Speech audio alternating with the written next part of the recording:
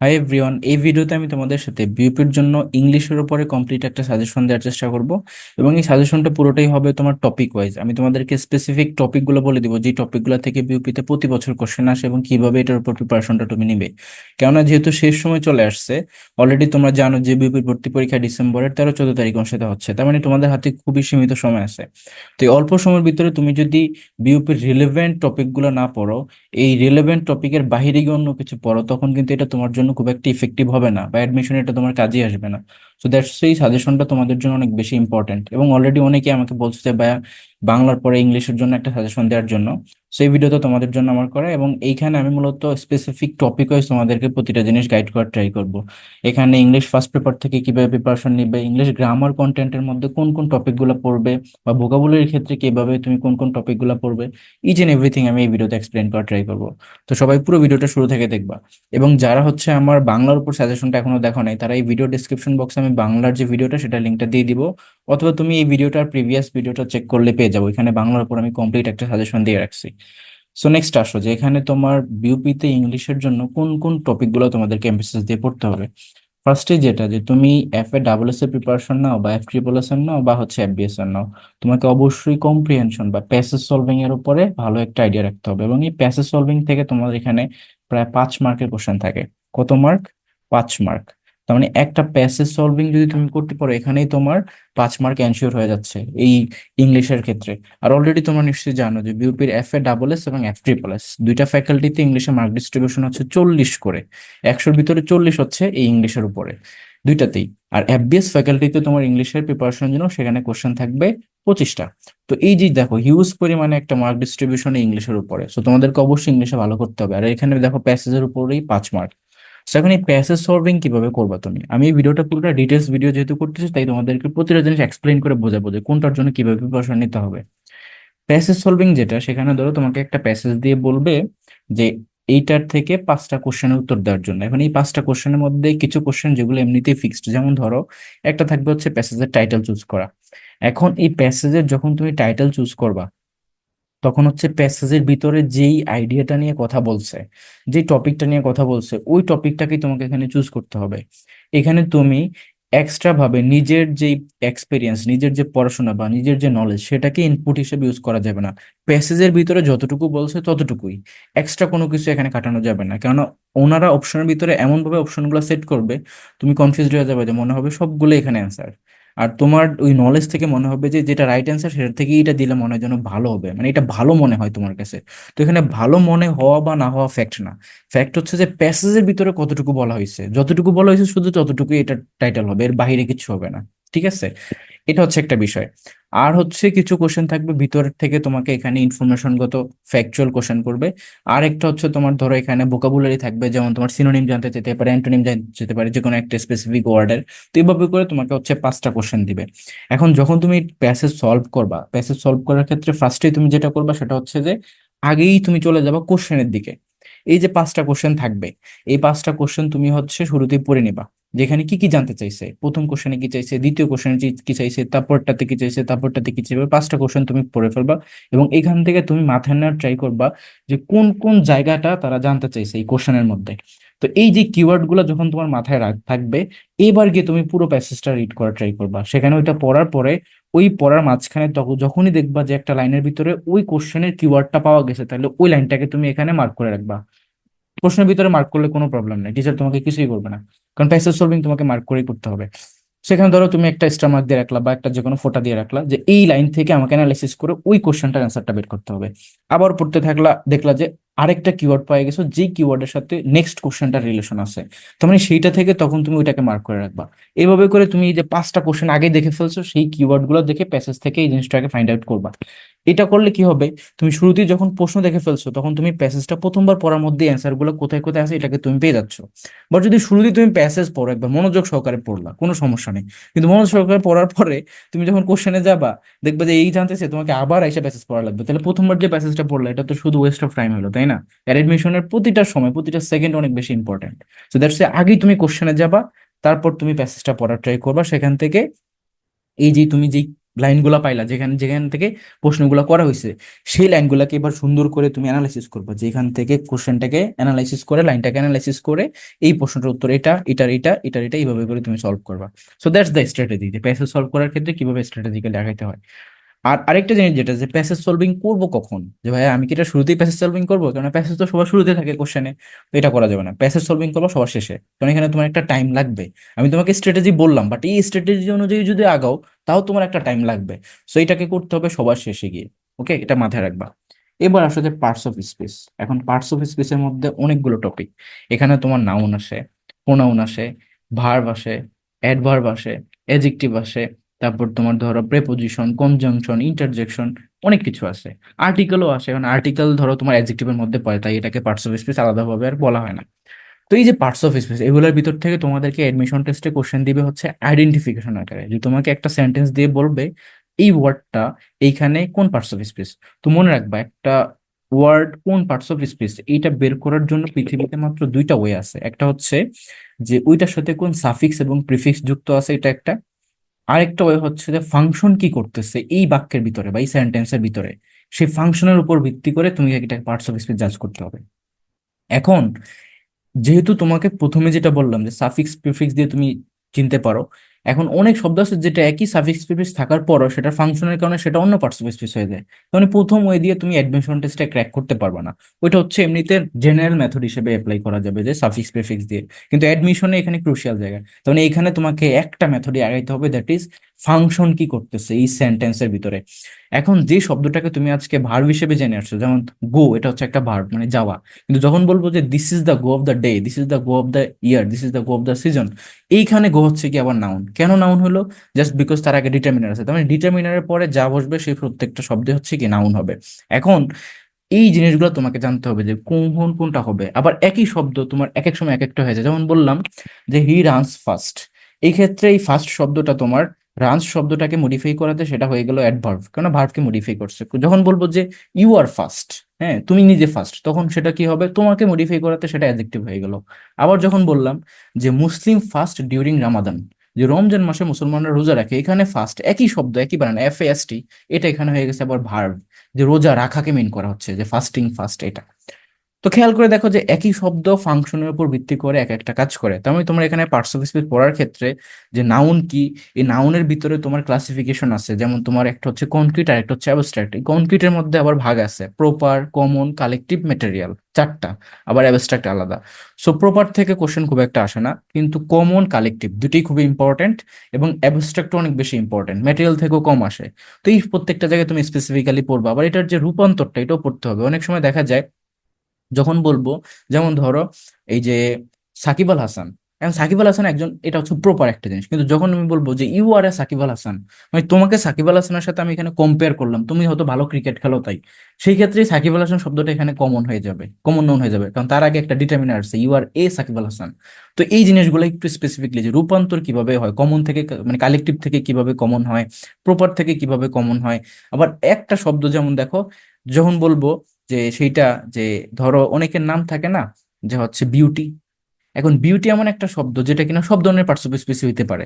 Suppose খেয়াল করো, যে বললাম যে একজনের নাম হচ্ছে বিউটি, যে বিউটি ইজ ব্রিলিয়েন্ট, তো এখানে হচ্ছে বিউটি ক্যাপিটাল ওয়ার্ডেই থাকবে, শুরুর যে লেটারটা সেটা। তো এইখানে ধরো বিউটি হচ্ছে প্রপার। আবার যখন বললাম যে হচ্ছে truth is beauty, beauty is truth, এটা হচ্ছে জন কিটসের একটা উক্তি, এটা বিউপিতে আসছিল। ওকে, তো এই যে উক্তিটা, এইখানে বিউটিটা কি হিসেবে ইউজ হয়েছে, এটা হচ্ছে অ্যাবস্ট্রাক্ট হিসেবে ইউজ হয়েছে, যে সত্যর সাথে তুলনা করে বলতেছো তুমি। ঠিক আছে, তো সত্য দেখা ছোঁয়া যায় না এখানে, তাহলে সৌন্দর্য দেখা ছোঁয়া যায় না, এরকমের জন্য। আচ্ছা, তারপর দেখো যখন বলবো যে দা বিউটি অফ দ্য গার্ল, যে এখানে দা বিউটি বলার কারণে, বা হচ্ছে ধরো যে বিউটির আগে যদি একটা ডিটারমিনার চলে আসে, তখন সেটা হয়ে যাবে আবার একটা কমন নাউন। তো এই জন্য এই যে রূপান্তরটা, এটা তোমাদেরকে মাথায় রাখতে হবে। এখন আসো তোমার যেটা হচ্ছে কালেকটিভের ব্যাপারটা। কালেকটিভের ভিতরে তোমার কিছু কিছু শব্দ আছে যেগুলা তোমার সমষ্টিগত জিনিস মিন করে। তো এইখানে আবার কিছু আছে যেটা তোমার এমনিতেই, যেমন ধরো লাইব্রেরি, তারপর ক্রাউড। তো এই জিনিসগুলো তোমরা মনে রাখবা, ঠিক আছে, যে ফ্লিট, আর্মি, এগুলো হচ্ছে collection. Okay, that's why. Next চলে আসো যে আরেকটা টপিক, যে পার্টস অফ স্পিচের ভিতরে এই নাউন প্রোনাউনের ভিতরেই ধরো যে অনেক সময় দেখা যায় নাউনের পরিবর্তে যে প্রোনাউনটা বসে সেটার মধ্যে আবার কিছু সাবজেক্টিভ কেস আছে, কিছু আছে তোমার অবজেক্টিভ কেস। এখন কখন কোনটা বসাবা, সো মনে রাখবা যে হচ্ছে মেইন ভার্বের পরে কোনটা বসে, প্রেপোজিশনের পরে কোনটা বসে। ঠিক আছে, এই জিনিসটা মাথায় রাখবা। তারপর ধরো যে তোমার এখানে অ্যাডজেক্টিভের একটা ব্যাপার আছে যে কোনটা অ্যাডজেক্টিভ হিসেবে বসাচ্ছ। যদি তোমার কোনো একটা শব্দ নাউন প্রোনাউনকে মডিফাই করে তখন সেটা অ্যাডজেক্টিভ হয়। এখন অ্যাডজেক্টিভের মধ্যে আবার কিছু ডিগ্রি আছে যে কোনটা কিভাবে করতেছে। আবার যখন একটা দুইটা নাউন একই সেন্টেন্সে একসাথে বসবে তখন পরেরটা অলওয়েজ নাউন হয়, তার আগেরটা অ্যাডজেক্টিভ হয়। ঠিক আছে, যেমন ধরো বললাম যে জাহাঙ্গীরনগর ইউনিভার্সিটি ক্যাম্পাস। এই যে তিনটা কথা বললাম আমি, জাহাঙ্গীরনগর ইউনিভার্সিটি ক্যাম্পাস, তাহলে এখানে ক্যাম্পাসটা হচ্ছে গিয়ে তোমার নাউন, তার আগের সবগুলো এখানে কি ওই ক্যাম্পাসকে মডিফাই করাতে সেগুলো অ্যাডজেক্টিভ হয়ে যাবে। সো এই ধরনের তোমাদেরকে ট্রিকি ট্রিকি কোশ্চেন দিবে অ্যাডজেক্টিভ থেকে ধরো। বা হচ্ছে তুমি খেয়াল করে দেখবা যে কিছু কিছু শব্দ আছে যেটা ডিরেক্টলি কোনো একটা নাউন প্রোনাউনকে মডিফাই করে তখন সেটা অ্যাডজেক্টিভ হবে। অ্যাডভার্বের বেলায় আবার দেখো আরো ক্রুশিয়াল জায়গা আছে। অ্যাডভার্ব এমন একটা জিনিস যেটা কিনা একই সাথে তোমার একটা ভার্বকে মডিফাই করে, একটা অ্যাডজেক্টিভকে মডিফাই করে, অ্যাডভার্ব অ্যাডভার্ব নিজেকেও মডিফাই করে, আবার অ্যাডভার্ব পুরো একটা সেন্টেন্সকেও মডিফাই করে, এটা একটা প্রেপোজিশনকে মডিফাই করতে পারে। মানে অ্যাডভার্ব সবকিছুকে মডিফাই করে শুধুমাত্র নাউন প্রোনাউন ছাড়া, কারণ নাউন প্রোনাউনকে মডিফাই করে অ্যাডজেক্টিভ। সো এই হচ্ছে গিয়ে অ্যাডভার্বের কাজ। এখন এই অ্যাডভার্বের মধ্যে আবার অনেকটা ভাগ আছে, যেমন তোমার ম্যানার আছে, ডিগ্রি আছে, তারপর ধরো তোমার এখানে প্লেস আছে। সো এই প্রত্যেকটা জিনিস কখন কোনটা বসাবা, এটা এমপিটি, প্রথমে ম্যানার বসবে, তারপর প্লেস বসবে, তারপর হচ্ছে তোমার এই যে টাইম বসবে, এই জিনিসগুলো তোমাদেরকে জানতে হবে। আচ্ছা, তারপর ধরো যে নেক্সট যদি আসি যে ভার্বের ক্ষেত্রে ক্লাসিফিকেশন আছে যে কোনটা তোমার ফাইনাইট ভার্ব কোনটা নন ফাইনাইট ভার্ব। তারপর এমনিতে যদি বলি যে মেইন ভার্ব কোনটা, অক্সিলারি ভার্ব কোনগুলা, বা যদি মেইন ভার্বের জায়গায় অক্সিলারি ভার্ব বসে সেটা কিভাবে কাজ করে। একই সাথে তোমার এখানে আরো কিছু জিনিস আছে যে ট্রানজিটিভ ভার্ব কোনটা, ইনট্রানজিটিভ ভার্ব কোনটা, লিঙ্কিং ভার্ব কোনটা, অবজেক্ট কোনটা, কমপ্লিমেন্ট কোনটা, কগনেট কোনটা, ফ্যাক্টিটিভ কোনটা, কপুলেটিভ কোনগুলা। তো এই যে ক্লাসিফিকেশন গুলো এগুলো তোমাদেরকে খুব ভালোভাবে জানতে হবে। ঠিক আছে, এটা হচ্ছে ভার্বের ক্ষেত্রে। দেন আসো তোমার প্রেপোজিশন। তো প্রেপোজিশনের ক্ষেত্রে কনফিউজিং জায়গা হচ্ছে যে প্রেপোজিশন হচ্ছে এমন একটা জিনিস যেটা একই সাথে তোমার, একটা জিনিস মনে রাখবা যে একই শব্দ প্রেপোজিশন একই সাথে প্রেপোজিশন হিসেবে কাজ করতে পারে, আবার একই সাথে এটা কনজাংশন হিসেবে কাজ করতে পারে। এখন কখন সেটা প্রেপোজিশন হবে, কখন সেটা কনজাংশন হবে, তো মনে রাখবা প্রেপোজিশন তখনই হবে যখন তার পরবর্তীতে নাউন প্রোনাউন উপস্থিত থাকবে। যদি সেটা না থাকে তাহলে সেটা প্রেপোজিশন না, তখন দেখবা যে ওই প্রেপোজিশন হয় অ্যাডভার্ব হয়ে যায়, নাহলে সেটা অনেক সময় কনজাংশন হিসেবে কাজ করে। তো এই হচ্ছে বিষয়টা যে প্রেপোজিশন হতে গেলে তারপর অবশ্যই নাউন প্রোনাউনকে উপস্থিত থাকতে হবে। কারণ এই যে প্রেপোজিশন, পরে পজিশন মানেই হচ্ছে যে এখানে নাউন প্রোনাউন বসবে, আর এটা আগে বসবে তার। আচ্ছা, তারপর চলে আসো যে তোমার ইন্টারজেকশন যে জিনিসটা বা কনজাংশন যে জিনিসটা। সো কনজাংশন হচ্ছে দুইটা আলাদা ক্লজকে কানেক্ট করবে বা দুইটা সেন্টেন্সকে কানেক্ট করবে। এখন এখানে বলে দিচ্ছি যে অনেক সময় তোমাদেরকে ট্রিকি ভাবে এখানে কোশ্চেন করে। সাপোজ দুইটা সেন্টেন্স তুমি বুঝবা কিভাবে বা দুইটা ক্লজ তুমি বুঝবা কিভাবে। যেমন এক পাশে তোমার একটা সেন্টেন্স বলা আছে, বোঝা যাচ্ছে এটা একটা সেন্টেন্স, অপর পাশে জাস্ট একটা তোমার এই কনজাংশনের পর একটা শুধু একটা ওয়ার্ড আছে। তো অনেক সময় তোমার একটা ওয়ার্ড থাকলেও সেটা আলাদা একটা ক্লোজ বা আলাদা একটা সেন্টেন্স হিসেবে কাজ করে। তার মানে মাঝখানের যে শব্দটা সেটা কিন্তু কনজাংশন হয়। এখন প্রশ্ন হচ্ছে তাহলে ওই একটা মাত্র ওয়ার্ড কখন সেটা এইরকম ক্লজ বা সেন্টেন্স হবে, যদি তোমার ওই শব্দটা ওই ওয়ার্ডটা ভার্ব হয়। মনে রাখবা দুইটা সেন্টেন্স বা দুইটা আলাদা ক্লজ হইতে গেলে অবশ্যই সেখানে দুইটা আলাদা ভার্ব থাকতে হবে। মানে ভার্ব ছাড়া কখনো সেন্টেন্স হয় না। যদি দেখো যে একটা ভার্ব আছে তার মানে বুঝতে হবে যে এটা একটা আলাদা সেন্টেন্স, কিন্তু ভার্ব নাই তার মানে সেখানে হাজারটা শব্দ দিলেও সেটা সেন্টেন্স হবে না, সেটা ওই সেন্টেন্সেরই পার্ট হয়ে যাবে। কথা বোঝা গেছে, যেই সেন্টেন্সে ভার্ব আছে আর কি। সেই হচ্ছে বিষয়। আর ইন্টারজেকশনটা তো বুঝছো যে মনের আকস্মিক অনুভূতি প্রকাশ করে, সেখানে ধরো তোমার জয় সরো এগুলো প্রকাশ করতে পারে, হুররা এলাস ফাই এগুলো আর কি। তো এগুলোর পরে অবশ্যই তোমার এক্সক্লেমেশন সাইনটা থাকে, তো এভাবেই তুমি আইডেন্টিফাই করতে পারবা ইজিলি। বাট মেইন জিনিস হচ্ছে ওইটা যে নাউন প্রোনাউন, ভার্ব অ্যাডজেক্টিভ, তারপরে অ্যাডভার্ব, তারপরে প্রেপোজিশন, কনজাংশন, ইন্টারজেকশন এগুলো। এবার চলে আসো যে clause and phrase. So clause and phrase জিনিসটাও কিন্তু তোমাদেরকে এখানে আইডেন্টিফিকেশন আকারে আসবে। এখন এই আইডেন্টিফিকেশন আকারে কিভাবে আসে, আইডেন্টিফিকেশনের মধ্যে তোমার একটা জিনিস মনে রাখবা, যেই জিনিসটা নাউন ক্লজ হয় বা নাউন ফ্রেজ হয় সেটাকে সরাসরি ইটে কনভার্ট করা যায়। হ্যাঁ, এখন এখানেও একটা কনফিউজিং এর জায়গা আছে যে তুমি ইটে তখনই কনভার্ট করে ট্রাই করবা যখনই ধরো এইটা শুরুতে আসে অথবা শেষে আসে। মনে করো যে শুরুতে আন্ডারলাইন করা বা শেষে আন্ডারলাইন করা, তার মানে শুরুর জায়গাটা হচ্ছে সাবজেক্টের জায়গা, শেষের জায়গাটা হচ্ছে অবজেক্টের জায়গা। যখনই দেখবা কোনো একটা ফ্রেজ বা কোনো একটা ক্লজ তোমার শুরুর জায়গাটাতে আছে বা শেষের জায়গাটা আছে, তখন চেক করে দেখবা যে এটা কি ইটে কনভার্ট করা যায় কিনা। হুম, ইটে কনভার্ট করা যায় কিনা। ঠিক আছে, যেমন আই ডোন্ট নো যে হাউ হি প্লেড ওয়েল, তো হাউ হি প্লেড ওয়েল এটা পুরোটা নিচে আন্ডারলাইন করা। এখন আমি যদি এটা পুরোটাকে ইট বানিয়ে দিই যে আই ডোন্ট নো ইট, পুরোটাকে ইট বানাই দিছি, তাহলে কি সেন্টেন্সটা মিললো না? অবশ্যই মিললো। তাহলে এটা এখানে নাউন ক্লজে যাবে। কিন্তু এই যে how how he played well, এটা নিয়ে অনেকে গবেষণা করবে যে এটা কি অ্যাডভার্ব নাকি এটা অ্যাডজেক্টিভ নাকি, এত কিছু চিন্তা করার দরকার নাই। যেহেতু এটা শেষে বসছে, মানে অবজেক্টের জায়গায় বসছে, আর এটা কি ইটে কনভার্ট করা যাচ্ছে, তার মানে এটা হচ্ছে নাউন ক্লজে পড়ে যাবে, কারণ এটা অবজেক্ট। আবার যদি সাবজেক্টের জায়গায় বসে আছে, ধর একই বললাম যে how he played well, I didn't know, আমি জানতাম না যে কি বসে, তো এটা শুরুতে যেহেতু বসছে আর এটাকে ইন্টে কনভার্ট করা যাচ্ছে যে আমি এটা জানতাম না, তার মানে এটাকে তোমার কি করা যাবে, এটাকে নাউন বলা যাবে। এছাড়াও ধরো তোমার যদি দেখো যে কোনো একটা অ্যাজেক্টিভ ক্লজ বা অ্যাজেক্টিভ ফ্রেজ কিভাবে তুমি যাচাই করবা, সেখানে খেয়াল করবা যে যদি কোনো একটা শব্দ আছে যেটা নাউন বা তোমার প্রোনাউন, এবং তারপরে অনেকগুলো শব্দকে আন্ডারলাইন করা আছে, এবং ওইগুলা ডিরেক্টলি তোমার ওই নাউন বা প্রোনাউনকে মডিফাই করতেছে, তাকে অ্যান্টিসিডেন্ট হিসেবে নিচ্ছে, তখনই বুঝতে হবে যে সেটা হচ্ছে অ্যাডজেক্টিভ ফ্রেজ। তো এই জিনিসটা মাথায় রাখবা। আর যদি দেখো যে কোনো একটা শব্দ কোনো একটা নাউনকে না করে বা প্রোনাউনকে না করে কোনো একটা ভার্বকে মডিফাই করতেছে, তখন বুঝতে হবে যে সেটা হচ্ছে অ্যাডভার্বিয়াল ক্লজ বা অ্যাডভার্বিয়াল ফ্রেজ। আর ক্লজ আর ফ্রেজের মধ্যে বেসিক ডিফারেন্স কি, যে ক্লজে তোমার ফাইনিট ভার্ব থাকবে এবং ফ্রেজের মধ্যে থাকবে না। তো এটা হচ্ছে তোমরা এমনিতে বুঝতে পারবা যারা হচ্ছে শিখছো, অ্যাটলিস্ট ইংলিশের গ্রামারের বেসিক জিনিসগুলো শিখছো। আমাদের ব্যাচে কিন্তু আমরা ইচ এন্ড এভরিথিং এভাবেই কমপ্লিট করে দিই, যে একটা স্টুডেন্ট যাদের ইংলিশের দুর্বলতা আছে, ইংলিশের দুর্বলতা থাকার কোনো কথা নেই, কারণ ইংলিশ হচ্ছে এমন একটা জিনিস, যেমন দেখো তুমি যদি আজকে কোন একটা জিনিস ভালোভাবে শিখে ফেলো, যেমন তুমি ভালো ক্রিকেট খেলো, এটা তোমার স্কিল। তুমি ভালোভাবে চেস খেলো, দাবা খেলো, এটা তোমার স্কিল। তুমি যদি প্র্যাকটিস করো, ভালোভাবে শিখো, যেভাবেই তোমাকে কোশ্চেন দেখ, টিচাররা কি করতে পারে, টিচাররা সেন্টেন্সের ওয়ার্ড চেঞ্জ করবে, এই করবে সে করবে, কিন্তু ফাংশন এই ওয়ার্ড কি হিসেবে কাজ করে কি চেঞ্জ করতে পারবে? পারবে না তো। তবে তুমি এটাকে যদি শিখে ফেলো, তুমি অবশ্যই পারবা। তো তোমার এই যে প্রবলেম সলভিং অ্যাবিলিটিটাকে যদি তোমাকে গ্রো করা যায়, তোমাকে যেভাবেই কোশ্চেন দিক, তুমি লাইফের যেখানে কম্পিটিটিভ এক্সাম ফেস করো না কেন, তুমি সেখানে ভালো করবাই। তো এই বোঝার ট্রাই করো এই জিনিসগুলো। আমি কিন্তু এই পুরো ক্লাসে সবগুলো জিনিস ইলাবোরেটলি আলোচনা করবো, মানে একটা ক্লাস এমন ভাবে হবে যেন তোমার ইচ এন্ড এভরিথিং ক্লাসের মধ্যেই হয়ে যায় পড়া। জাস্ট মাথায় নেওয়ার ট্রাই করো। যারা আমার সাথে দিন কানেক্টেড আছো, ভিডিও দেখতেছো, এখন তো শেষ সময় তোমাদের অ্যাডমিশনের, বিউপি কয়েকদিন পরে পরীক্ষা হবে। তো এখন এই সময় হচ্ছে তোমাদেরকে আমি এমন ভাবে গাইড করতে চাচ্ছি যাতে করে তুমি পরীক্ষার হলে গিয়ে অ্যাকচুয়ালি নিজে এটাকে ইনপুট হিসেবে দিতে পারো আর বেস্ট একটা আউটপুট নিয়ে আসতে পারো। সো এখন খেয়াল করো, যেটা বলতেছিলাম, যে তুমি যখন একটা জিনিস দেখবা যে ফাইনিট ভার্ব আছে, তখন সেটা ক্লজ। যখন দেখবা যে ফাইনিট ভার্ব নাই, এমনিতে এমনিতে শব্দগুলো আছে, তার মানে সেটা হচ্ছে ফ্রেজ। এখন এইটাকে যখন তুমি আইডেন্টিফাই করবা, নাউনেরটা গেল উইথ দিয়ে, অ্যাডজেক্টিভেরটা দিয়ে দেখবা যে তার আগে তোমার নাউন বা প্রোনাউন আছে কিনা, যদি থাকে সেটাকে মডিফাই করে, তখন সেটা অ্যাডজেক্টিভ ফ্রেজ। আবার যদি না থাকে তখন সেটা হচ্ছে, যদি দেখো যে ভার্বকে মডিফাই করে, তখন সেটা বুঝতে হবে যে তোমার অ্যাডভার্বিয়াল ফ্রেজ, আচ্ছা, বা অ্যাডভার্বিয়াল ক্লজ। এখন আরেকটা জিনিস আছে যেটা হচ্ছে তোমার, যে অনেক সময় দেখা যায়, যেমন তোমার আমি বললাম strike the iron while it is hot. এখন হোয়াইল ইট ইজ হট এটা নিচে আন্ডারলাইন করা। এখন হোয়াইল ইট ইজ হটের আগেই দেখো কি আছে, আয়রন আছে। এখন প্রশ্ন হচ্ছে, এই আয়রন তো হচ্ছে একটা নাউন, অবশ্যই এটা একটা নাউন, তাহলে হোয়াইল ইট ইজ হট এটা কাকে মডিফাই করতেছে?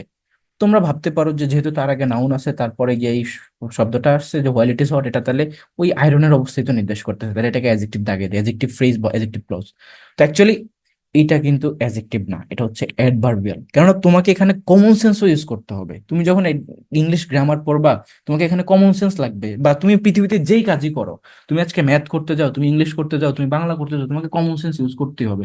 যেটা কমন সেন্স না, সেটা অ্যাকচুয়ালি কোনো কিছুই না। সেটা আজকে ইংলিশ হোক, ম্যাথ হোক, বাংলা হোক, ফিজিক্স হোক, কেমিস্ট্রি হোক, হোয়াট এভার ইট ইজ, সেটা কিন্তু আর পৃথিবীতে এক্সিস্ট করবে না, কারণ সেটা কমন সেন্সই মেক করতেছে না। সেটা তাহলে ভুলই, সেটা আজীবন ভুল, চিরায়ত সত্য।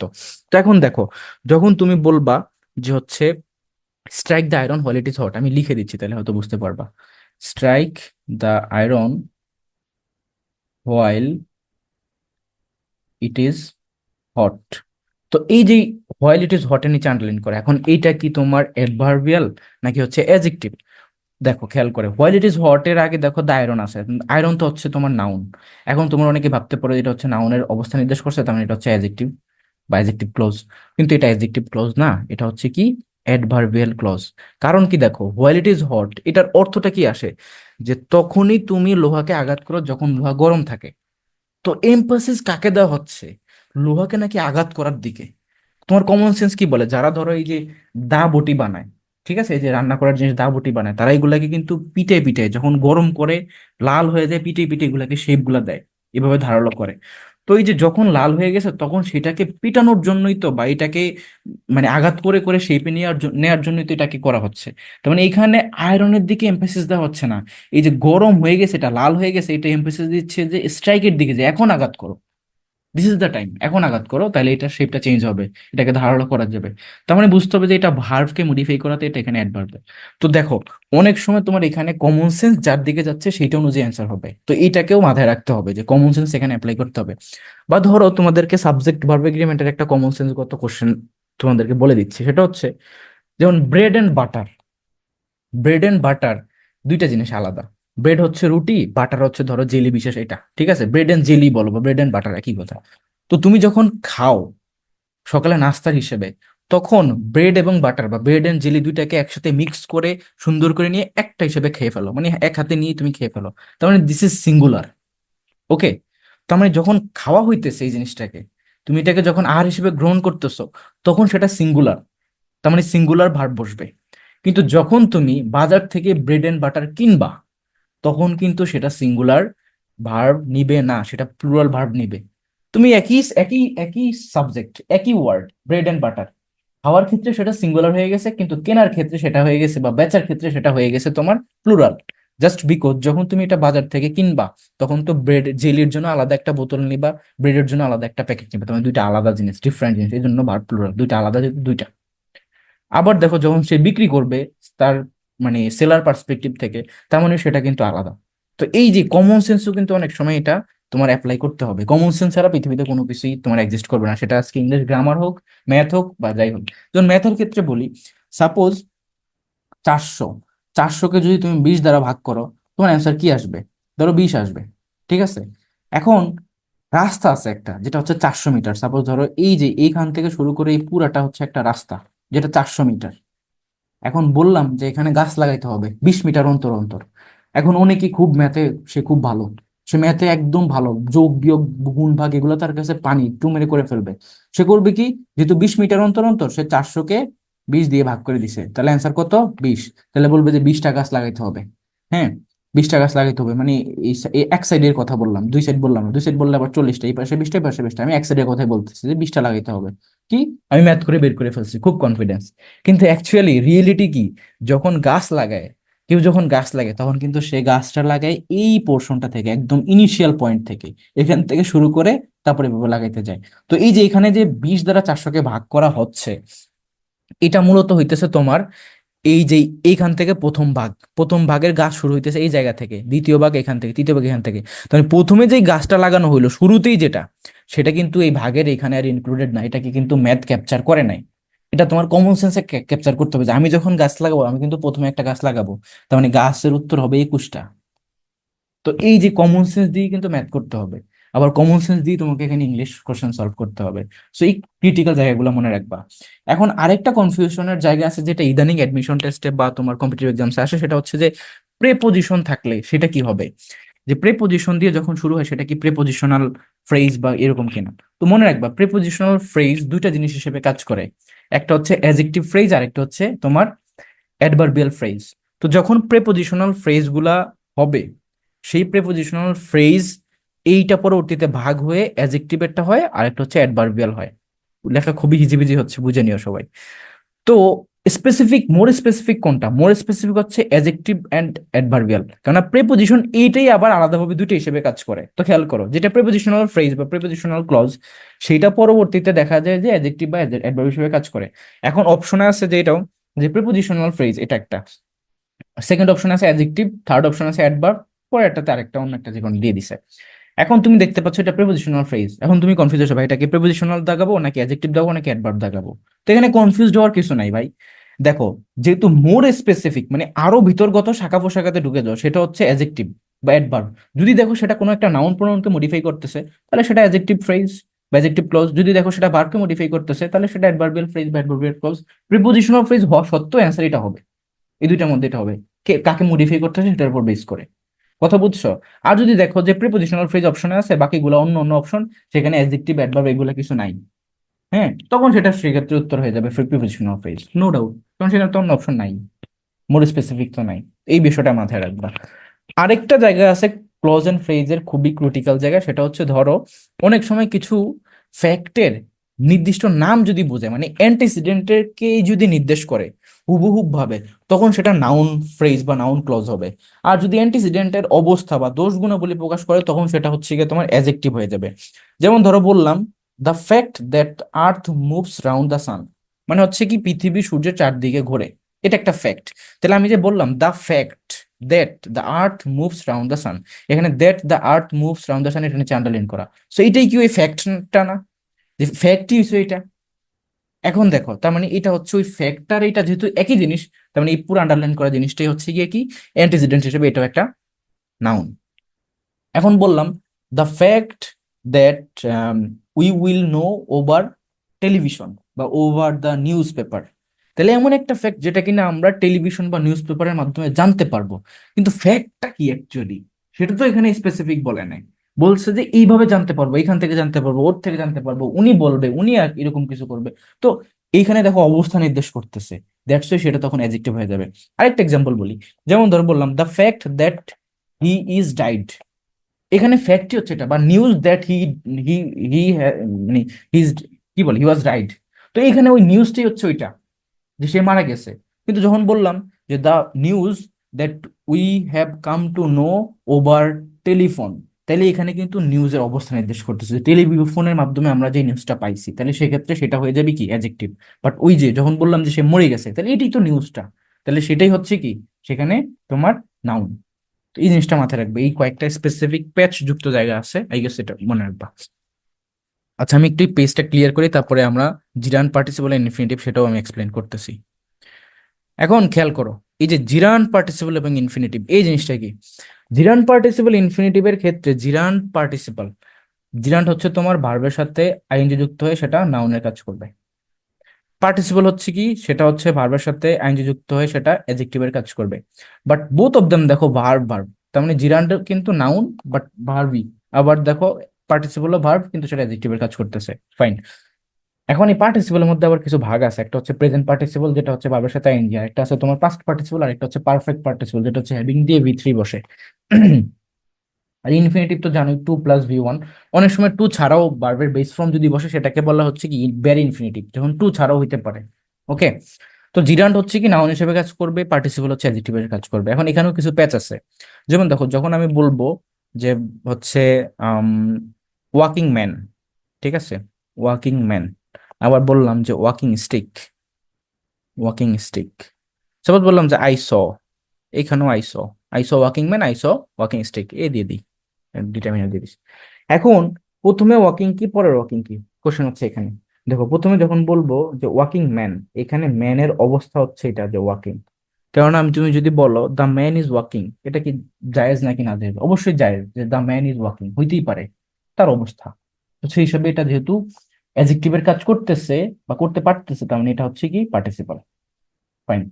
কিন্তু এটা দেখো ওয়াকিং স্টিক, এখন তুমি কি বলতে পারবে যে এই স্টিক ওয়াজ ওয়াকিং, মানে লাঠি হাঁটতেছে, এটা কি সম্ভব বাস্তব কমন সেন্সে কি মেক করতেছে না, তার মানে এটা অ্যাকচুয়ালি অ্যাডজেক্টিভ হওয়ার ক্ষমতা রাখে না, কারণ পরে স্টিক আছে, যেহেতু এটা অ্যাডজেক্টিভ না, তার মানে এটা ওয়াকিংটা আলাদাভাবে এটা একটা নাউন, তার মানে এটা হচ্ছে জিরান্ট। তো দেখো একই শব্দ ব্যবহার ভেদে কমন সেন্স গত ভেদে কিন্তু সেটা অন্য হইতে পারে, তো এটা মাথায় রাখবে, এটা একটা প্যাচ, এটা অ্যাডমিশন টেস্টে ইদানিং বেশি আসতেছে। আরেকটা জায়গা আছে ক্রুশিয়াল, সেটা হচ্ছে তোমার এই যে তোমার যখন পজিটিভ কেস থাকবে বা অবজেক্টিভ কেস থাকবে তখন, তো মনে রাখবা, এখানে আমি লিখে দিচ্ছি, আবার ইরেজ করে দিই, পুরো স্লাইডটা ক্লিন করে দিই, তোমাদেরকে আজকে যত কনফিউশন আছে সব দূর করে দিব, তারপরে আমি ফার্স্ট আগাবো, এখানে গ্রামারের কন্টেন্ট গুলো কভার হয়ে যাবে। সো খেয়াল করো, যখন আমি বলবো যেমন ধরো পজিটিভ কেস, তো পজিটিভ কেসগুলা কি, এগুলো এক একটা ডিটারমিনার, মনে রাখবা। তো ডিটারমিনার পরে কে বসবে, নাউন বসবে, মানে পজিটিভ কেস আসলে যে শব্দটা ভার্বের সাথে আইএনজি যুক্ত আছে সেটা তোমার জিরান্ড হবে, স্বাভাবিক কথা। কিন্তু যখন তোমার অবজেক্টিভ কেস থাকবে এবং এরপরে ভার্বের সাথে আইএনজি আসলো, হ্যাঁ, তখন সেটা কিন্তু কাজ করবে হচ্ছে কিসের, পার্টিসিপেলের। এখন প্রশ্ন করবা কিভাবে, দেখো সাপোজ বললো যে him I saw him reading books, এটা হচ্ছে সেন্টেন্স, এটা তোমাকে প্রশ্ন করলো, এখানে রিডিং এর নিচে আন্ডারলাইন করা যায়, রিডিং কি, এটা কি জিরান না পার্টিসিপল। না, তো কোশ্চেন ইজ এখানে রিডিং, দেখো রিডিং বুকস, তো তুমি অনেকে যারা আমি শুরুতে যে তোমাকে মেথডটা শিখাইছি সেটা অ্যাপ্লাই করতে চাবা, যদি দেখি রিডিং বুকস আছে, তাহলে বুকস তো আর রিডিং করতে পারে না, তাহলে বুকস ইজ নট রিডিং, এটা হইতে বুকস ইজ রিডিং এটা হইতে পারে না, তখন অ্যাডজেক্টিভ না, তার মানে এটা হচ্ছে এখানে জিরান্ট। এই যে রিডিং এখানে কি জিরান্ট, কারণ অ্যাডজেক্টিভ হইতে পারবে না। একটু আগে যে ওয়াকিং স্টিকারের মতো মিলে যাচ্ছে, যে রিডিং বুকসও তো হইতে পারে না, কারণ বুকস তো রিড করতে পারবে না। কিন্তু এখানে কিন্তু বিষয় সেটা না। এইখানে দেখো, এখানে বিষয় হচ্ছে হিমেরটা। এই হিম কিন্তু অবজেক্টিভ কেস, আর অবজেক্টিভ কেসের পরে যদি ভার্বের সাথে আইএনজি আসে সেটা কি হয়, সেটা পার্টিসিপল হয়। তার মানে এটা কিন্তু পার্টিসিপলি। হ্যাঁ, এটা পার্টিসিপলি, এটা জিরান্ড না। কেন দেখো, এইখানে তুমি এমফাসিস দিচ্ছ হিমের দিকে, যে I saw him reading books, তার মানে তার অবস্থা হচ্ছে যে সে বই পড়তেছে। এখানে বই পড়তে পারতেছে কি না পারতেছে সেটা বিষয় না, বই কি করলো না করলো সেটা বিষয় না, সে কি করলো সেটা বিষয়। সে যেহেতু পড়তেছে, আর তার অ্যাডজেক্টিভ রিডিং হইতে পারে যে সে পড়তেছে, হি ইজ রিডিং, তাহলে সেই ক্ষেত্রে এই রিডিং এখানে পার্টিসিপল, কারণ এখানে এমফাসিস পাচ্ছে অবজেক্টিভ কেস। ওকে। আবার ধরো বললাম যে I saw his playing football. তো এখানে হিট যেহেতু পজেসিভ, তারপরে তোমার নাউন বসবে, তাহলে এখানে প্লেইং শব্দটা কি, এটা হচ্ছে গিয়া তোমার জিরান্ট, নাউন হিসেবে কাজ করে। তো এইখানে তোমার জিরান্ট, পার্টিসিপাল ক্লজ, পার্টিসিপাল সবগুলা শেষ। এবার আসো right form of verbs. So right form verbs এর মধ্যে অনেক রুলস আছে, তোমাকে এখানে সবগুলো রুলসই পড়তে হবে, কোনোটাই এখানে স্কিপ করার মতো না। এখানে তোমার since, for, as if, as তো এগুলো রুলস আছে। পাশাপাশি ধরো কিছু সিম্পল সিম্পল রুলসও আছে, যেমন ধরো মেড অফ, মেড ফ্রম, ঠিক আছে। তারপর ধরো তোমাকে এখানে সাবজেক্টিভ রুলস পড়তে হবে।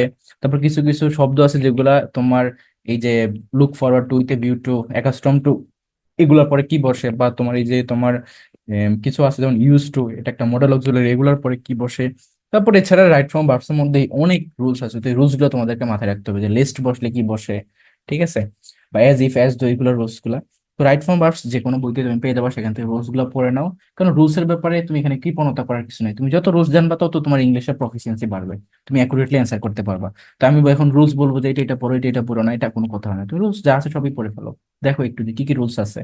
আচ্ছা, তারপর আসো যে কন্ডিশনাল। সো কন্ডিশনাল হচ্ছে আরেকটা ইম্পর্টেন্ট জায়গা, এখান থেকে কোশ্চেন থাকেই। তারপর দেখো টেন্স, তারপর ডিটারমিনার। সো টেন্স থেকে কোশ্চেন থাকে, আর টেন্স প্রেডিক্ট করা খুবই ইজি। কিন্তু এখানে একটা প্যাচ আছে, যেটা হচ্ছে কি, যেমন ধরো বলবো যে I had a pen, I had a pen, এটা কোন টেন্স, এটা কিন্তু পাস্ট ইনডিফিনিট টেন্স, অনেকে এটাকে পাস্ট পারফেক্ট ভাবে হেড দেখাতে। কিন্তু হেড এর পরে যখন বি থ্রি আসবে, ভার্বের থার্ড ফর্ম, তখন সেটা পারফেক্টে যাবে, আদারওয়াইজ সেটা কিন্তু শুধু হেড থাকলে ইনডিফিনিটই থাকে। তো এই জিনিসটা মাথায় রাখবা। তারপর ডিটারমিনার তো বুঝতেই পারছো, ডিটারমিনার পর অলওয়েজ নাউন বসবে, প্রোনাউন বসবে। কন্ডিশনাল হচ্ছে কি zero, first, second, third, conditional rules গুলো অনেক ইম্পর্টেন্ট, এখান থেকে এক মার্ক থাকেই। যেমন তোমার এখানে যেটা হচ্ছে জিরো কন্ডিশনাল, সেখানে ফ্যাকচুয়াল কথাবার্তা থাকে, দুইটাই সেম, প্রেজেন্ট প্রেজেন্ট থাকতে পারে। কিন্তু ফার্স্ট কন্ডিশনাল, ফার্স্ট কন্ডিশনাল যেটা, সেটা হচ্ছে এক পাশে প্রেজেন্ট থাকবে আর এক পাশে ফিউচার থাকবে। সেকেন্ড কন্ডিশনাল কি, এক পাশে পাস্ট থাকবে, অপর পাশে হবে গিয়ে উড, কুড, মাইট, এগুলো, এরপরে ভি ওয়ান। আর থার্ড কন্ডিশনাল যেটা, সেটা হচ্ছে কি, যদি পাস্ট তোমার পারফেক্ট থাকে, তাহলে অপর পাশে হবে কি, অপর পাশে হবে গিয়া উড, কুড, মাইটের পরে হ্যাভ, তারপরে ভি থ্রি। ঠিক আছে, এইভাবে তোমার এই যে কন্ডিশনাল গুলো একটু পড়তে হবে, টেন্স পড়তে হবে, ডিটারমিনার পড়তে হবে, আর্টিকেল, নাম্বার, জেন্ডার, এগুলো মুখস্থ টপিক, নাম্বার জেন্ডার দুইটাই। আর আর্টিকেল গুলো তোমাদেরকে জানতে হবে, যেমন তোমার এখানে কিছু ব্যতিক্রম ওয়ার্ড আছে। তুমি এখানে মনে রাখবা যে প্রোনাউন্স কি হইতেছে, যদি তুমি দেখো একটা শব্দ, সাপোজ ইউনিভার্সিটি, এখানে ইউর মতো উচ্চারণ হওয়াতে সেটা কিন্তু আর এটা মানে ভাওয়াল হিসেবে এন কে নিবে না, এ নিবে। আবার একই শব্দ সাপোজ বললাম এমবিবিএস, এখন এখানে এমবিবিএস, তো এমবিবিএস এ দেখো এম আছে, এটা কনসোনেন্ট, এর আগে হওয়ার কথা ছিল এ, কিন্তু সঠিক উত্তর হচ্ছে এন। কেন এন? কারণ এই যে এম এ দেখো উচ্চারণ হইতেছে এ, এ এর মতো উচ্চারণ হচ্ছে, তার মানে এর মতো উচ্চারণ হচ্ছে, ভাওয়ালের মতো যদি উচ্চারণ হচ্ছে তাই এটা এটা হবে। আবার ধরো এইচ, আওয়ার, তো আওয়ারের ক্ষেত্রে দেখো তোমার এইচ উচ্চারণ হচ্ছে, তার মানে এইচ উচ্চারণ না হয়ে সেটা কি উচ্চারণ হচ্ছে, আওয়ার, আ উচ্চারণ হচ্ছে, তার মানে এর মতো উচ্চারণ হচ্ছে ভাওয়াল, এই জন্য সেটা এন আওয়ার হয়। তো এই যে ব্যতিক্রম গুলো একটু পড়তে হবে। আবার ধরো তোমার সাপোজ বললাম যে ইয়ার বা এয়ার, এয়ার বলে এটাকে, তো এখানে এইচ দিয়ে শুরু হয়েছে, এইচ এয়ার। হ্যাঁ, অনেকে হিয়ার বলে, কিন্তু এটা হিয়ার না, এটা হচ্ছে এয়ার। তো এয়ার যেহেতু, তার মানে এটা এই জন্য তোমার এই উচ্চারণ হওয়াতে বা ভাওয়াল উচ্চারণ হওয়াতে এন নিবে, এন। কনসোনেন্ট হওয়ার পরও সেটা কিন্তু এন নিবে, কারণ উচ্চারণ কি হচ্ছে সেটা মেইন, দেখতে কিছু কি দেখতেছো সেটা মেইন না। আচ্ছা, তারপরে pen point error, sentence correction, this is important. আর এই দুইটা পারবা তো তখনই যখন তুমি এই যে বাকি এগুলা সবগুলা ভালো পড়ো, তখন এই দুইটা ভালো পারবা। আর এখানে তোমার স্পেসিফিকলি বোঝানোর কিছু নেই, পেন পয়েন্ট এররটা হচ্ছে কি, তোমাকে চারটা জায়গায় একটা সেন্টেন্সের মধ্যে চারটা জায়গায় মার্ক করা থাকবে, কোথাও একটা ভুল থাকবে, ওটাকে তোমাকে ফাইন্ড আউট করতে হবে যে এখানে ভুলটা। যদি ফাইন্ড আউট করতে পারো তুমি এক মার্ক পেয়ে যাচ্ছ, এটাই কোশ্চেন। সেন্টেন্স কারেকশন হচ্ছে কি, চারটা সেন্টেন্স থাকবে, কোনটা কারেক্ট অথবা কোনটা ইনকারেক্ট, এভাবে তোমাকে যাচাই বাছাই করতে হবে। ইনভার্সন পড়তে হবে, ইনভার্সনও খুব ইম্পর্টেন্ট টপিক বিউপির জন্য। তারপর চলে আসো যে তোমার মুখস্থ পার্ট কি কি পড়বা। মুখস্থ পার্টের মধ্যে দেখো প্রেপোজিশন অ্যাপ্রোপ্রিয়েট প্রেপোজিশন গুলো পড়তে হবে, তারপর গ্রুপ ভার্বস গুলো পড়তে হবে, ইডিয়মস এন্ড ফ্রেজ পড়তে হবে, স্পেলিং পড়তে হবে, ওয়ান ওয়ার্ড সাবস্টিটিউশন পড়তে হবে, লিটারেচারের মধ্যে বেসিক জিনিসগুলো পড়তে হবে, যে লিটারের নিকনেম কোনগুলা, তারপর ধরো তোমার বিভিন্ন পিরিয়ড আছে এগুলো একটু পড়তে হবে, লিটারেরি যে টার্মস গুলা, literary terms, figure of speech বলা হয়, পার্সনিফিকেশন কি, অলিটারেশন কি, অক্সিমোরন কি, সিমিলি কি, মেটাফোর কি, এগুলো পড়তে হবে। সিনোনিম অ্যান্টোনিম পড়বা, অ্যানালজি পড়বা, সেন্টেন্স কমপ্লিশন এটা হচ্ছে এফবিএস এর জন্য পড়বা। ঠিক আছে, সো এই জিনিসগুলো হচ্ছে তোমাদের ভোকাবুলারি পার্ট। নেক্সট আসো যে কিছু স্পেসিফিক রুলস যেগুলো ইংলিশ গ্রামার, যেমন রিলেটিভ প্রোনাউনের কনফিউশনটা তোমাদেরকে দূর করতে হবে। কখন একই সেন্টেন্সে দেখতে পাচ্ছ যে তোমার অপশনে হোয়াট দেওয়া আছে, দ্যাট দেওয়া আছে, হুইচ দেওয়া আছে, এবং তুমি হোয়াট বসাবো না দ্যাট বসাবো, কনফিউজড। তো রিলেটিভ প্রোনাউনও কিন্তু শিখতে হবে স্পেসিফিক্যালি কখন কোনটা বসে, এটার জন্য ট্রিক্স আছে। তারপর ড্যাংলিং মডিফায়ার, সাবজাংটিভ রুলস থেকে প্রতি বছরই কোশ্চেন থাকে, পজিটিভ ভার্ব থেকে কোশ্চেন থাকে, কন্ডিশনাল রুলস থেকে কোশ্চেন থাকে, ওয়েন হোয়াইল থেকে কোশ্চেন থাকে, এমবেডেড কোশ্চেন থেকে কোশ্চেন থাকে। সো এই জিনিসগুলো তোমরা ভালোভাবে পড়বা। এই হচ্ছে ইংলিশ গ্রামারের ফুল যেই তোমার সিলেবাসটা টপিক ওয়াইজ। এবার হচ্ছে ইংলিশ ফার্স্ট পেপারের মধ্যে ইম্পর্টেন্ট লেসন গুলো তোমাদেরকে পড়তে হবে। আবারও বলতেছি যে শর্ট সিলেবাসটা পড়বা, ঠিক আছে, শেষ সময় যেহেতু শর্ট সিলেবাসটা পড়ো। আচ্ছা, এবং ইম্পর্টেন্ট পয়েমস গুলো পড়বা, রাইটার নেম এবং কান্ট্রি গুলো পড়তে হবে। পয়েমস এর ক্ষেত্রে যে কে লিখছে এবং তার ভাষা কোথায়, সে কোন দেশের, হ্যাঁ কোন দেশের রাইটার, এবং ফার্স্ট লাইনটা কি সেটা মাথায় রাখবা। এবং লিটারেচারের পিরিয়ড ওয়াইজ এবং লিটারেচারের বিভিন্ন যে সকল রাইটাররা আছে তাদের নিকনেম গুলা, কাকে পয়েট অফ লাভ বলা হয়, পয়েট অফ বিউটি বলা হয়, পয়েট অফ নেচার বলা হয়, এই জিনিসগুলো সম্পর্কে জানতে হবে।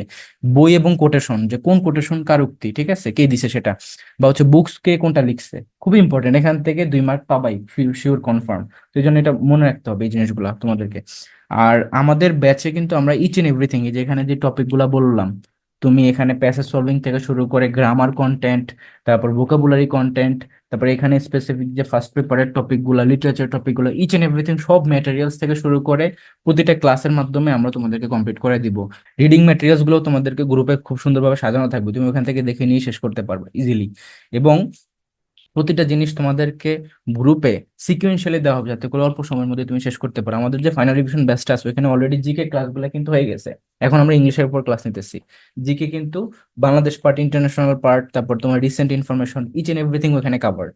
অলরেডি তোমাদেরকে ফ্রিতে দেখার জন্য আমি 2টা ফ্রি ক্লাস ইউটিউবে আপলোড করছি, অনেকেই দেখছো, অনেকেই কমেন্ট করছো। সো হচ্ছে ইংলিশের ক্লাসগুলো আমরা এইভাবে অল্প সময়ের মধ্যে কমপ্লিট করে ফেলবো, এগুলো ম্যারাথন টাইপের ক্লাস, যাতে করে অল্প সময়ের মধ্যে বেস্ট একটা ইনপুট তুমি বিউপি অ্যাডমিশন টেস্টে দিতে পারো। এরপর আসলে তোমার এখানে ইংলিশের জন্য আরেকটা কাজ করবা, যারা হচ্ছে এফ এ ডাবল এস এবং এফ ট্রিপল এস এর পরীক্ষা দিবা, তারা একই সাথে বিসিএস, তারপরে বিউপি বা ডিউ প্রিভিয়াস ইয়ার কোশ্চেন গুলো একটু সলভ করার ট্রাই করো। তুমি যখন টপিক পড়বা তখন টপিকের সাথেই তো তোমার এই প্রিভিয়াস ইয়ার কোশ্চেন গুলো দেওয়া আছে, তো সেখান থেকে ইউনিভার্সিটি বা বিসিএস এর কোশ্চেন গুলো একটু সলভ করার ট্রাই করবা। তাহলে এটা তোমার প্রফিসিয়েন্সিটাকে বাড়াবে, কারণ এখানে ভুল হবে, ভুলগুলো তুমি আবার কেন ভুল হলো ওটা ব্যাখ্যা থেকে দেখে নেবে, এভাবে এটা প্র্যাকটিস করতে হবে। দিস ইজ ক্রুশিয়াল ইম্পর্টেন্ট, অনেক। আর এখন আসো যে তোমরা যারা এই যে সাজেশনটার পিডিএফটা চাচ্ছ, তারা টেলিগ্রামে গিয়ে @রিফাত37 লিখে সার্চ করবা, সেখানে আমার যে টেলিগ্রাম চ্যানেলটা আছে রিফাত মাহমুদ অফিসিয়াল, ওইটাতে তোমরা সাবস্ক্রাইব বা জয়েন করে রাখবা। আর এখানে তোমার শুধু পিডিএফ না, আমি আমাদের রেকর্ড ক্লাস থেকে শুরু করে অনেক ফ্রি ক্লাস সেখানে অ্যাভেলেবল করে দিচ্ছি, পাশাপাশি অ্যাডমিশন রিলেটেড যে কোনো ইনফরমেশন ওখানে আমি ফার্স্টে ওখানে দিয়ে থাকি। এছাড়া ধরো যে রিসেন্ট জিকের ইনফরমেশন গুলা, তারপর কি কি চেঞ্জ আছে অ্যাডমিশনের জন্য, তোমাদেরকে কিভাবে কি করতে হবে, প্রতি জিনিসের জন্য হেল্পলাইন হিসেবে এই পুরো চ্যানেলটা আছে, তোমরা এখানে জয়েন হয়ে যাবে সবাই। আর আমাদের যে ফাইনাল রিভিশন ব্যাচটা শুরু হয়েছে এটার ফি দেখো খুবই কম। জিওর জন্য যারা, তারা হচ্ছে 1499 অর্থাৎ 1500 টাকা, বিউপির জন্য হচ্ছে তোমার 999 মানে 1000 টাকা। সো এখানে বোঝার ট্রাই করো, জিও ব্যাচে যারা এনরোল করবা তারা বিউপির টাইম নিতে ফ্রি অ্যাক্সেস পাবা, সাথে এক্সাম ব্যাচ তো আছেই। তো এখানে প্রতিটা সাবজেক্ট বাংলা, ইংরেজি, GK, math, IQ, each and everything cover করা হবে। প্রতিটা জিনিস, রিডিং ম্যাটেরিয়ালস সবকিছু আমি তোমাদেরকে প্রোভাইড করবো। যেই বইটা তোমাকে পড়তে বলবো ওই পুরো বইটাই আমি তোমাদেরকে এখানে দাগিয়ে দিব, যে কোন কোন জায়গাটা তুমি স্পেসিফিক পড়বা। আর আমাদের প্রতিটা ক্লাসে কিন্তু খুব সুন্দর হইতে হয় স্লাইড আকারে। ইংলিশ ভার্সন জিকের উপর আমার নিজের তৈরি করা বই আছে, তারপর ইংলিশের উপর আমার নিজের তৈরি করা প্র্যাকটিস সেশনের জন্য স্লাইড তৈরি করা আছে, প্রত্যেকটা ক্লাসের সাথে সাথে ম্যাটেরিয়ালস গুলো পেয়ে যাবে, ভোকাবুলারি শিট তৈরি করা আছে, ইচ এন্ড এভরিথিং। তারপর লিটারেচারের জন্য শিট দেওয়া আছে অলরেডি, কিন্তু গ্রুপে ওগুলো প্রোভাইডেড, তোমরা জাস্ট অ্যাড হলেই সবকিছু পেয়ে যাবা সাজানো আকারে। আর এখানে দেখো ক্লাসগুলো হবে জুম অ্যাপে ইন্টারেক্টিভ ওয়েতে, তুমি কোশ্চেন করতে পারতেছো। আর আমার ক্লাস যারা দেখছো তারা তো বুঝতে পারতেছো যে ক্লাসের মধ্যে স্টুডেন্টরা কিন্তু আস্ক করে, আমি ওদের প্রবলেমটা সলভ করে দিই তখনই। এবং প্রতিটা ক্লাস রেকর্ডেড থাকবে, যাতে করে তুমি দেখে নিতে পারো পরবর্তীতে আবার। এবং কনসেপ্ট বুক থেকে শুরু করে যত শিট আছে ইচ এন্ড এভরিথিং তোমরা এই ফাইনাল রিভিশন ব্যাচে পাচ্ছ। আর 24/7 আমাদের এই মেন্টরশিপের মধ্যেই থাকবা, পাশাপাশি এটার জন্য তোমরা এক্সাম ব্যাচও অ্যাক্সেসটা পাচ্ছ। বিউপি এবং যে স্ট্যান্ডার্ড এক্সামগুলো হবে প্রতিটা এক্সামই তোমরা পাচ্ছ, এবং ওইখান থেকে আবার সলভ ক্লাসও থাকবে। এবং এই অ্যাডমিশন পুরো সিজন টুপি তোমাদেরকে আমি এখানে পড়াবো। তো যারা যারা আমাদের আমাদের এই ফাইনাল রিভিশন ব্যাচ এনরোল করবো, তারা জাস্ট এই যে নাম্বারটা দেখতে পাচ্ছ 01704065720, এই নাম্বারে আমাদের সাথে হোয়াটসঅ্যাপে যোগাযোগ করে আমাদের ব্যাচ এনরোল করতে পারো। এছাড়া এই ভিডিও ডিসক্রিপশন বক্সে আমাদের এই ব্যাচের ডিটেলসটা দেওয়া থাকবে, ওইখান থেকে দেখে আমাদের পেজে নক করে বা হোয়াটসঅ্যাপে নক করে আমাদের ব্যাচ এনরোল করতে পারো। তো সবার জন্য শুভকামনা থাকলো, আল্লাহ হাফেজ।